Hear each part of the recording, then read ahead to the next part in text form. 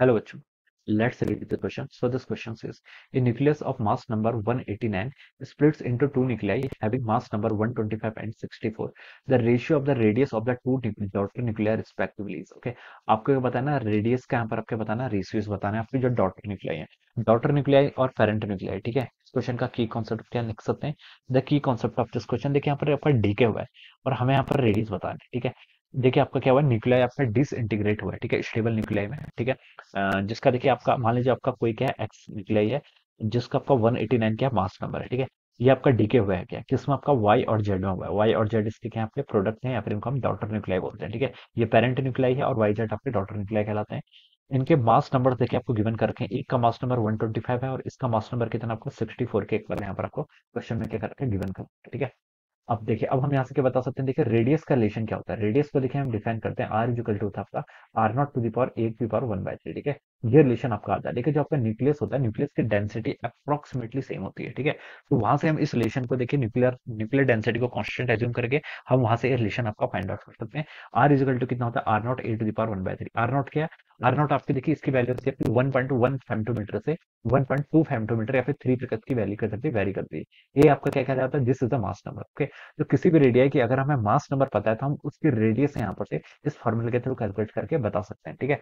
अब देखिए यहाँ पर हमें देखिए जो डॉटर निकलाई है 125 और 64 इनका मास नंबर भी पता है। तो हम बता सकते हैं देखिए R radius of Y Y की रेडियस देखिए कितनी होगी आर नॉट और mass number of Y to the power आपका 1/3 इस इक्वेशन का यूज कर लेंगे ठीक है।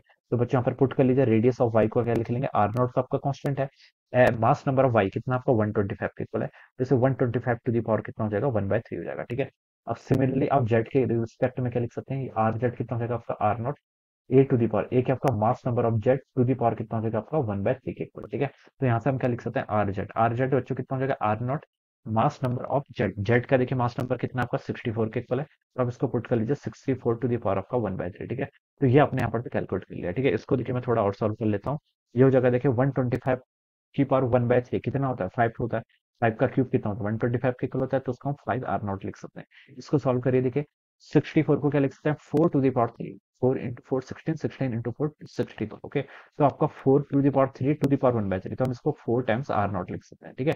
ये आपने आर वाई और आर जेड फाइंड आउट कर लिया। The ratio of the radius of the daughter nuclear आपको बताना है यानी कि आपको आर वाई और आर जेड का क्या बताना है बच्चों यहाँ पर से रेशियो बताना है ठीक है। डॉटर न्यूक्लियर न्यूक्लियर रिस्पेक्टिवली लिखा है तो मतलब आपका मास नंबर जिसका 125 था ठीक है तो वो आर वाई था। आपको आर वाई और आर जेड बताना है ठीक है।